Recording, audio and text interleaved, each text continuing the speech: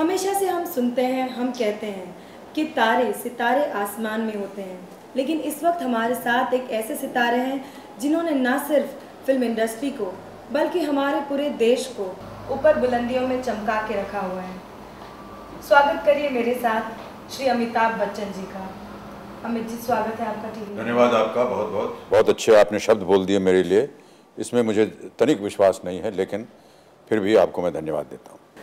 अमित जी, एक वक्त था जब आपका एक्सीडेंट हुआ था, तब आप ऑलमोस्ट डेड माने जा रहे थे, लोग ये सुन रहे थे, लोग प्रार्थनाएं कर रहे थे। जी जी। जब आप इतने सालों के बाद आज आप सोचते हैं तो कैसा फील होता है? उस ज़माने का जो स्नेह और प्यार और प्रार्थनाएं मिली मुझे, वो मेरे लिए एक बहुत बड़ा एक ऋण है मेरे ऊपर, भारत की जनता का, और मैं इस ऋण को कभी चुका नहीं पाऊँगा। हमेशा से कहते हैं कि आप जर्नलिस्ट बनना चाहते हैं, अगले जन्म में आप जर्नलिस्ट बनना चाहते हैं, लेकिन आपने ब्लॉग लिखना शुरू कर दिया है, ब्लॉग पर लिखते हैं, अपने बारे में लोगों को बताते हैं जी। तो ऑलमोस्ट आप जर्नलिस्ट बन ही गए हैं। ये वो ज़माने में कभी मजाक में हमने कह दिया था। अब जर्नलिस्ट बनना कोई आसान काम नहीं है।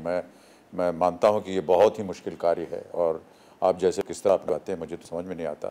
हाँ, ब्लॉग के बारे में जब किसी ने मुझे बताया तो मुझे लगा कि ये एक अच्छा माध्यम है जहाँ कर कि मैं बैठ करके अपने आप से बात कर सकूं, कुछ अपनी बातें लिख सकूं। लिख देता। कहने का मतलब है कि आपका ब्लॉग लिखना है, आपका प्लेटफॉर्म है लोगों तक आसानी से पहुंचना। अब कई लोग होते हैं जो कि फैंस होते हैं, वो कभी मिल नहीं पाते, चिट्ठियां लिखते हैं, उनका हम उत्तर देने की कोशिश करते हैं जहाँ तक हो सके।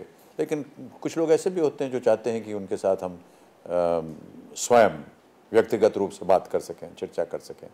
तो ये एक अच्छा माध्यम मुझे बताया गया।